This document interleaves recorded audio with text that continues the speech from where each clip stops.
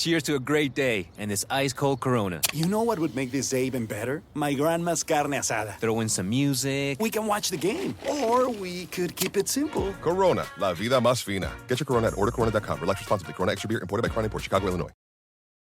Passion, drive, and patience. The formula for winning championships is also what keeps your ride or die alive.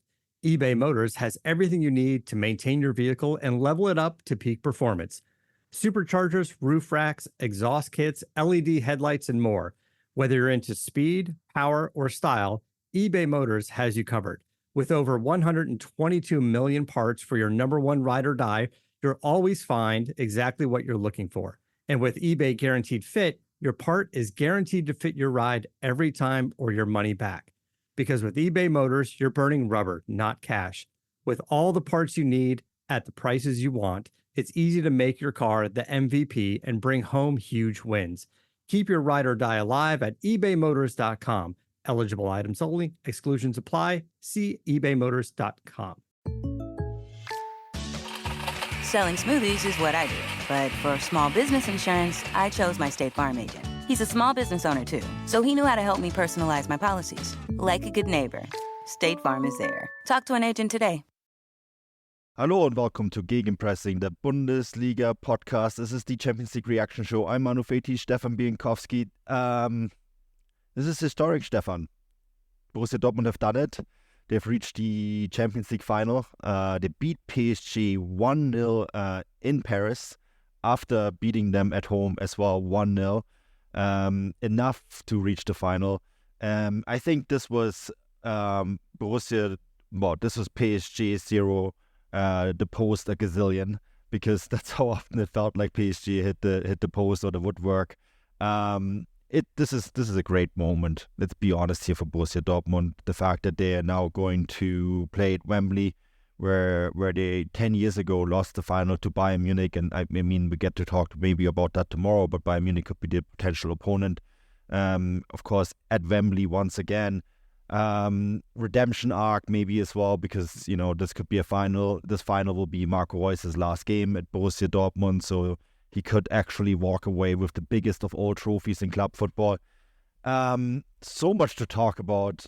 Let's start with the game. I feel like I watched the 90 minutes, and throughout the 90 minutes I never felt really in doubt that Dortmund were going to pull this off.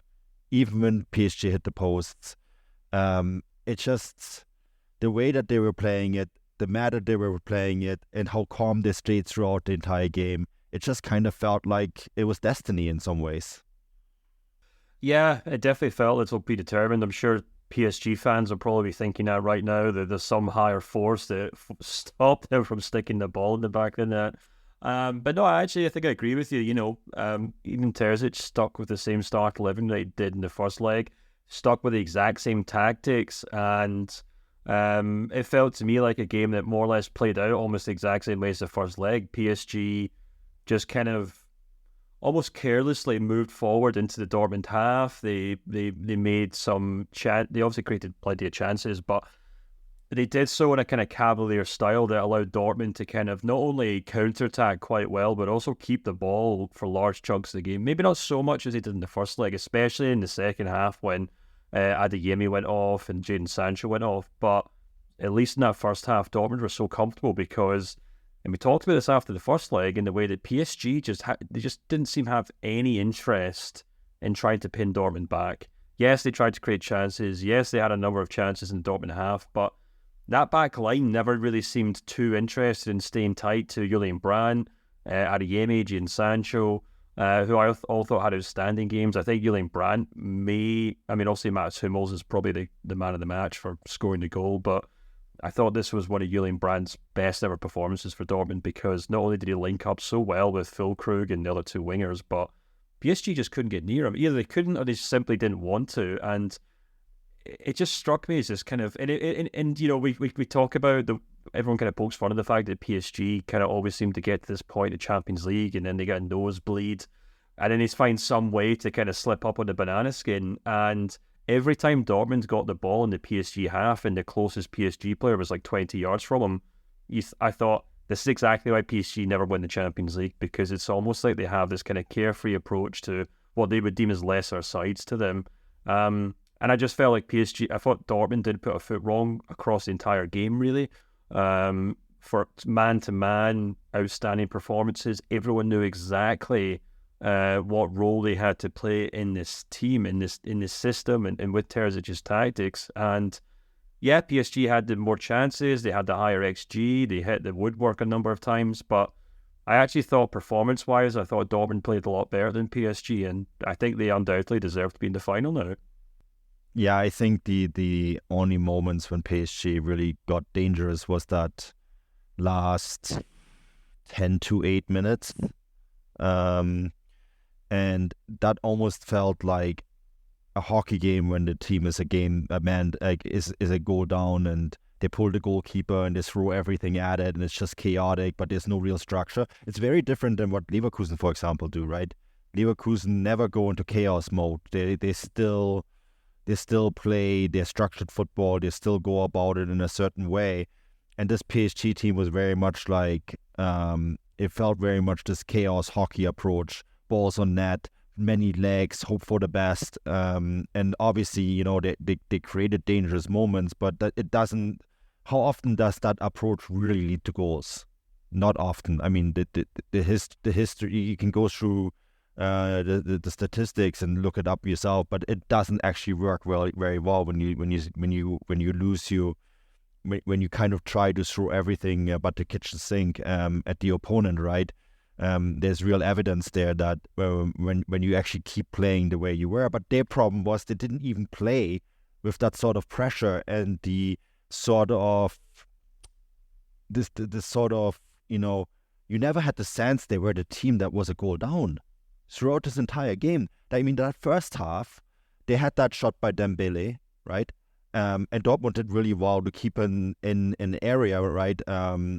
If you read the Henriksen interview on gegenpressing, right, he calls it the T, which is essentially the middle of the goal, and then in front of the 6-yard box, there's an area that it fans out to a T, right? Dembele is somewhere off the side, and so that shot, Dortmund were happy to give him that shot because that shot wasn't going anywhere. Like, you need to have a 1 in a million shot to put that in the net, and obviously he didn't. And there was a lot of opportunities like that for them there where, okay, the commentator raises his voice, it makes it exciting and all that, but at the end of the day, that's not something that's going to go in. And, I actually thought that PSG were really lucky going into halftime not being down, because if Adeyemi hits that slightly different on that breakaway, it's 1-0 Dortmund at that point, right? And then obviously they score and make it 1-0, and then Dortmund are quite happy to give PSG all of the ball and just wait and see what they can do with it. But I never thought PSG had the sort of urgency of a team that was actually a goal down and then eventually two. Like, it just, I was watching the game with my dad after the first half. We kind of looked at each other. I'm like, they're halfway there, and it seems so easy. And then even at one point, my dad looked at me and said, "Oh, we're already 80th minute. They only have 10 more minutes," and it kind of felt like almost like I was just like, when they played Atletico Madrid, I was really nervous to the very end, and you had that sort of sense that maybe Atletico could still turn this around. I never had that with this PSG team. Even when they started hitting the post, you just kind of sensed, okay, well, they don't have a player that's actually good enough to finish these chances. And I think that's what it comes down to. Yeah, absolutely. I think the actual comparison to Atletico Madrid is actually quite interesting, because I completely agree with you. My heart was in my throat, or my mouth, whatever the expression is, for much of that tie. And you were really fearing for Dortmund for large chunks of the game. And at times it really felt like Atletico Madrid had really rattled Dortmund. And I think the difference between that tie and the semi-final tie is that Atletico Madrid are actually very similar to Dortmund in the sense that they don't really have any star players. Of course, they've got Antoine Griezmann, who's still one of the best players in the world, but he's one of the best players in the world largely because he's an outstanding, hard-working player, and he fits into that system tremendously well. And Dortmund basically went toe-to-toe with another defensive, hard-working side, and at times they came up second best, and, especially in that first leg, you kind of wondered whether they'd be able to kind of overcome them in the second leg. PSG were completely different beasts, and one that ultimately didn't really compare, to be honest with you. the match was a constant procession of PSG just kind of farming the ball out to Mbappe on the left, Dembele on the right, and saying, okay, you guys go do something. You go win the game for us. You go do something magical. And yeah, of course, these guys can do that. Of course, Kylian Mbappe has shown numerous times how he's capable of kind of creating something out of nothing. But more often than not, he was on the sideline tussling with Ryerson, who I thought had another outstanding game, and thought Maatsen did as well for Dembele, against Dembele. And of course, the way that Dortmund played is they often doubled up on both players. And actually, I think probably PSG's ineffectiveness probably was best summed up by both fullbacks, Nuno Mendes and Hakimi. I thought offered very little in this game. And those are exactly the kind of players in those positions where if both your wingers are being doubled up by a defensive team, you need your fullbacks to be the difference makers. And it just felt to me like no one in that PSG team had any interest in stepping up. And I don't think that's because of individual players. I think it's because they didn't have a system that they could have relied on, much like Dortmund did. And that's, I think, ultimately what it comes down to. PSG, man for man, obviously have better players. I think I tallied up during the game that Dortmund's entire start to 11 had cost less in transfer, or €6 million more in transfer fees than PSG paid for Kylian Mbappe alone, which kind of shows the scale of the two kind of sporting operations here. But it was just a really well-drilled team with no ego and no stars up against a team with the biggest star in the world. And that team have long become reliant on just giving him the ball and hoping that he'll score the goal and win the game. And as we've seen from PSG time and time again in the Champions League, you need more at this level. You have to be, yes, of course, the best teams have the star players and the system and they work well, and that's when they can become these incredible unbeaten machines. But PSG might have the stars, but they don't have the system, and that's why I think they fell apart against Dortmund tonight. I mean, Nuno Mendes, I mean, the one thing that I think is so striking about the way Dortmund played this, and you mentioned this, is that they were able to, on both flanks, double up and had the attacking player doing the work to help the defensive player, right? And I have no idea what happened with Jadon Sancho at Manchester United. I understand that maybe he doesn't have the acceleration to be successful with a team like Manchester United, or maybe they thought they were getting a different player, or maybe, I don't understand what went wrong there. But at the end of the day, this is a player that for the entire time he was on the pitch today, not only made Nuno Mendes look like an amateur footballer when Nuno Mendes tried to defend him, but he also made him look like an amateur footballer when Nuno Mendes was attacking. He put in a very, very strong defensive shift, and it doesn't look like a player at all who was not willing to put in the work at Manchester United, which, raises all sorts of questions to me, whatever they're doing there. It can't be good. But, at the end of the day, I find it fascinating that you had that on the one flank, and then you had the same thing on the other flank with Ryerson, right? Who I thought, played a tremendous game as well. Ran probably 100 kilometers in this match. It's unbelievable. Karim Adeyemi was completely exhausted when he came off, right? And I actually thought, they robbed themselves a little bit of pace there, but I don't think they had much of a choice at that stage, because I don't think there was much more that Adeyemi could give. But, at the end of the day, they completely neutralized PSG's entire attack. And I think there was one point between the 60th, 66th minute maybe, and 78th where Mbappe didn't have the ball once. And that is remarkable. The fact that your best player isn't anywhere near the ball. You can make the argument maybe that your top strikers, that is part of it, right? And then they can pop up out of nowhere and create this magical moment. You would never see that from a Harry Kane at Bayern Munich or Robert Lewandowski at Bayern Munich. Niklas Füllkrug, didn't have a single shot on goal really today, I think. But, the shift that he put in was remarkable. There wasn't a single player at Borussia Dortmund who was not doing his job or trying to put in the shift or getting the ball at some point, right?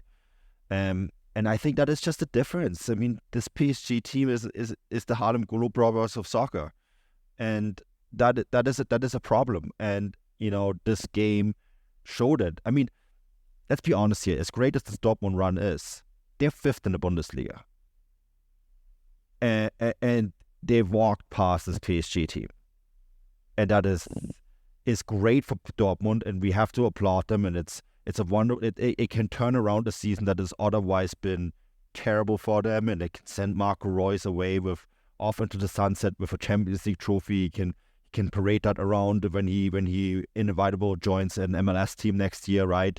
And they can sign him as a Champions League winner.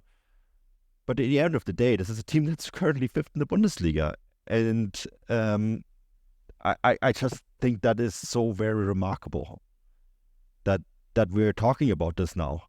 Yeah, we definitely have to address the fact that Dortmund are absolutely pants in the Bundesliga, but are now in a Champions League final, and it is an absolutely remarkable achievement and quite a phenomenon. I don't know if phenomenon is the word, but kind of it's like something from the Twilight Zone or X-Files or something. It's crazy, and there are kind of reasons behind it, and I guess we can try to explain it. I mean, it's important. Not that we would ever sit here and pretend that we knew this was happening, and obviously we have been some of Terzic's biggest critics. I don't mind admitting that myself, but there's obviously, a degree of this team and these tactics and this head coach suiting the Champions League where it doesn't suit the Bundesliga. We've talked about this quite a lot in the show, the fact that not only is Terzic more clearly more suited to playing defensive counter-attacking football, which is what he has enjoyed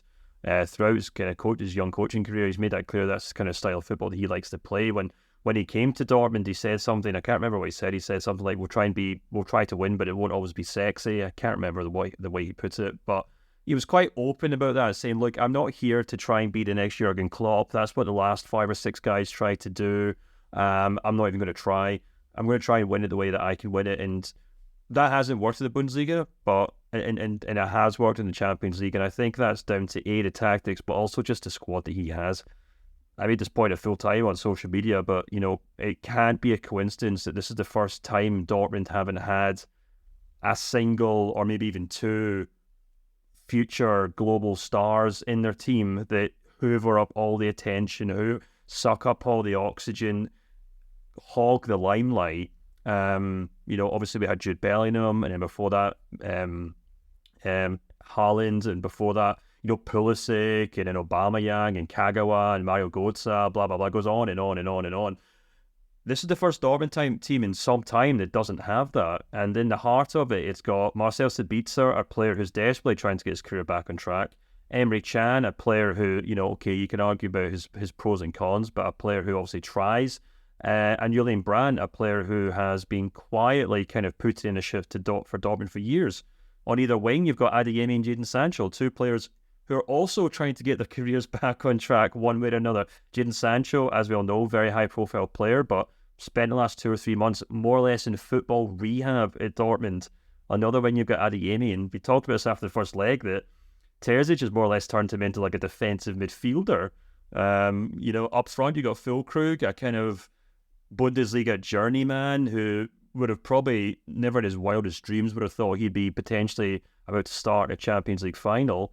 And you can even go all the way through that defence as well. Yes, there are some great players in there, don't get me wrong. Schlotterbeck could become a great player. Gregor Kobel is probably already a great goalkeeper, but it's a team it's full of hard-working players who feel they have to prove a point rather than what Dortmund have been in the post-Klopp era, which is a club that facilitates young players on their way to playing for clubs that reach Champions League finals, and I think that's it's almost like the stars have realigned for Terzic this season, in the sense that, not to say that this team wouldn't have got here with Bellingham in the team or with Haaland up front or Pulisic on the wing or something, but it just kind of feels like there's a maturity about them. The age is maybe increased. They're not this kind of kindergarten crash team of Dortmund anymore. They are these kind of chiseled veterans of the Bundesliga, of European football, or whatever you want to call it.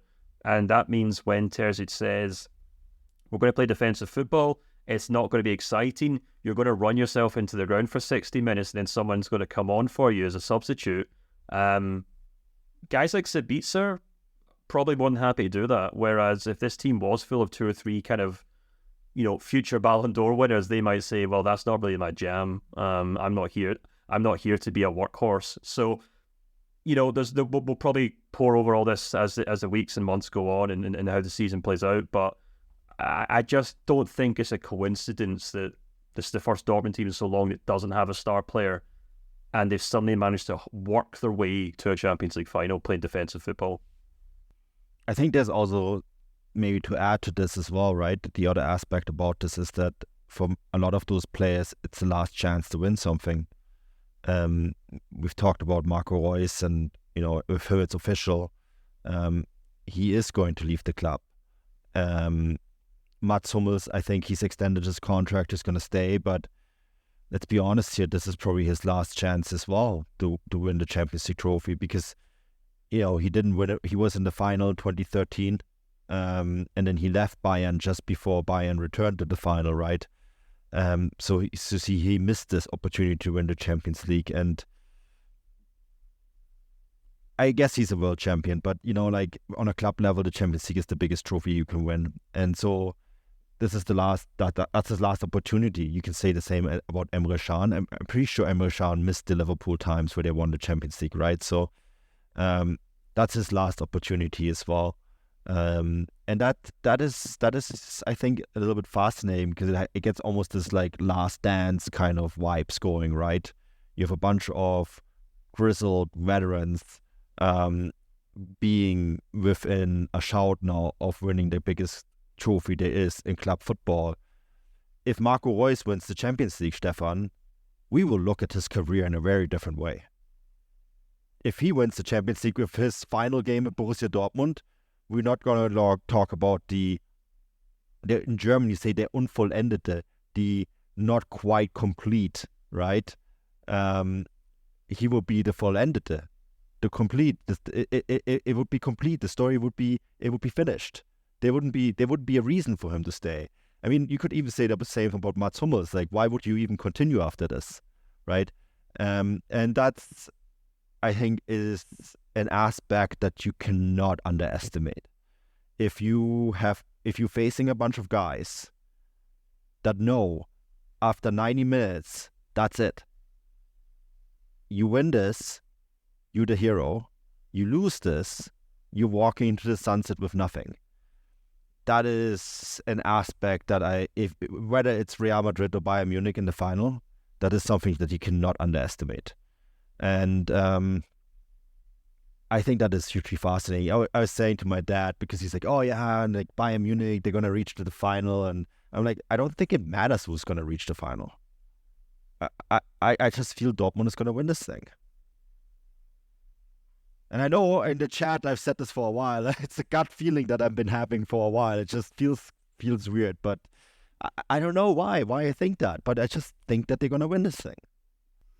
I mean, you could definitely say that regardless of who they play in the final, they'll be the team who want it more. And I know that's maybe an unfair thing to suggest, but they'll either come up against a Real Madrid team full of Champions League winners, or they'll come up against a Bayern Munich team full of Champions League winners. So, logic only suggests that Dortmund's hunger for the trophy will be larger. Whether that's enough to win the individual game, who knows? But yeah, I mean, on Marco Reus, we actually talked about this obviously in the main show and the kind of lovely tribute that he got at the Westfalenstadion the weekend. And I mean, I would actually go so far as to say he's already a hero now that he's helped this team get to the final. I think I think the way the Dortmund fans obviously kind of cherish the players who make an effort and play for the logo or for the club emblem on their chest, then every single player who's played in this Champions League campaign deserves that kind of credit, because this is not a football club that routinely reaches the Champions League. I think you said before we start recording, it's the third time in their history. And of course, people, and we talked about this as well, I think last week, saying, people who maybe don't follow German football will think, well, I remember them playing in a Champions League final against Bayern not that long ago, so maybe it's not that hard. But you have to remember that since that final, more or less, Dortmund have struggled to even get out of the last 16. They've struggled to even get out of their group with under successive managers or head coaches. They're a club that, in European terms, have been kind of lost in the wilderness for a number of years now. And yeah, I have to just keep going back to Edin Terzic to pay him credit for this, because, you know, he's not just some guy who they've plucked from some coaching academy somewhere. He's not some up-and-coming head coach from Gladbach or Mainz or something that they've thought, we'll give this guy a go. This guy is Dortmund through and through. He's a Dortmund head coach. He's came through as through the coaching academy at the club. He's also been in the yellow wall watching these Champions League games, and he would have known and seen firsthand head coaches one after the other play naive attacking football in the Champions League and watch Dortmund get pulled apart by better sides. And I wouldn't be surprised if, you know, he's not also going to admit any of this now, but I wouldn't be surprised if they do go on and win the Champions League and one day he's giving interviews or telling the story of his career, he'll look back and say, you know, I grew up a Dortmund fan watching them get pulled apart trying to play attacking football, so I tried to do something different and it worked. So again, it all just kind of feels quite magical. It feels like the stars have aligned in so many different ways. But yeah, what a magical moment for Dortmund, what a magical moment for German football.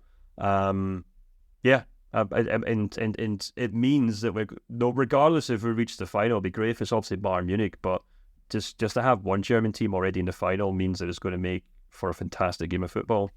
I think it is going to be Bayern. Again, gut feeling, but I leaned myself out of the window like earlier this in the semi-final, in the quarterfinals, when we had to pre-record a show, and both you and I said it was going to be Bayern after the first leg in London against Arsenal. Right? We had to pre-record the show, and I'm going to do it again. I think it's going to be Bayern. Obviously, Real Madrid is the most difficult of all opponents. They're like Super Mario, you had like the boss at the end of the level and you had to beat him and it was like extremely difficult. That's Real Madrid. They're like the end boss of like a Nintendo game. That's what Real Madrid is in the Champions League. Even Manchester City, couldn't get past them. But I don't know. There's just something about this Champions League season and where both those teams are, right? They're both in a weird place that they've almost given up on the Bundesliga a while ago, and put all this focus on the Champions League. And that's actually, what I was thinking quite a bit about this today during the game, because PSG got the weekend off, right? By the way, which I think something needs to be done about that certain football federations can just give their club teams a weekend off, and other club, like, you wouldn't see that in England or Germany, but you see it sometimes in Spain, you see it in France, Italy, that they just give a team some time off to prepare for a semi-final or final. That needs to stop. UEFA needs to put a stop to that. Like, that's just not fair. And then I thought, okay, that's not fair. That's really not great that UEFA is allowing this. And then I thought to myself, is it a benefit though? Because you see that in other sports, especially like North American sports where they have long playoff series, like best of 7 series. And oftentimes the team that's waiting for the other team to finish a series is then the team that goes out, because the other team just goes straight from playing games to keep playing, while the other team actually had that period of rest, put the legs up, got a little bit too relaxed, right? The focus is gone. And maybe that was a factor here as well, that maybe having that extra time off actually didn't help Dortmund, PSG. Having said all that, Dortmund got the weekend off because they played against Augsburg with the second team, and of course ended up winning 5-1 because that's Dortmund. But I do think that is an interesting thing here. What I was going to say is that it is just such an interesting moment because of where German football is, because we're in a strange place where we could send two teams to a final in England, the epicenter of club football, or the self-proclaimed epicenter of club football, and the two teams that we're sending are nowhere near the two best teams in the Bundesliga. It is fascinating. It's kind of, I think I've mentioned this on the show recently, in the sense that at this point in the season, Bayern are usually in a quarter-final or semi-final of a Champions League, and they're at the point where they can start taking their foot off the gas of the Bundesliga, but that's usually because they've already won it. not because they're already been, they're 15, 20 points behind and already given up. But yeah, it's fascinating. And I mean, what a great season for German football. There's still so much left to play for this week, so I don't want to really kind of rattle on about Bayern and Leverkusen. But yeah, Dortmund have kind of started what could be a fantastic week for German football, and we'll just have to wait and see what happens. Yeah, I mean, it's great. Today was great. Even Matthias Sammer was lost for words on Amazon Prime after the match, watching it here in Germany. So yeah, it is fantastic. I just want to say one more thing, Stefan.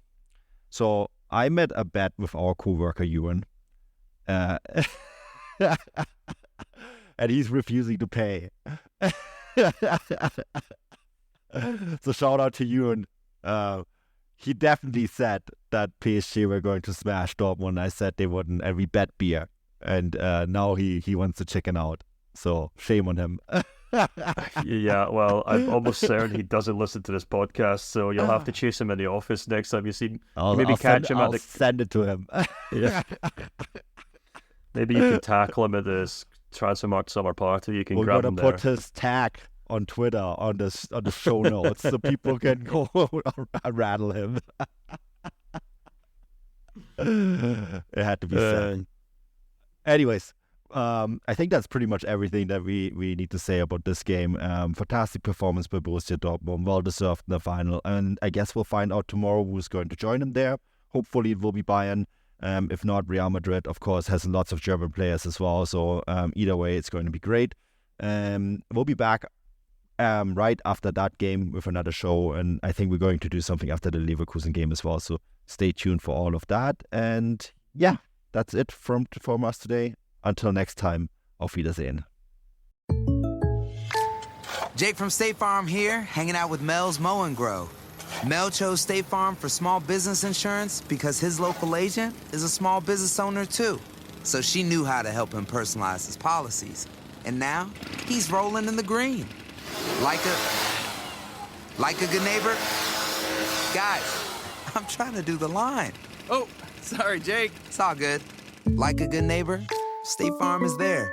Talk to an agent today.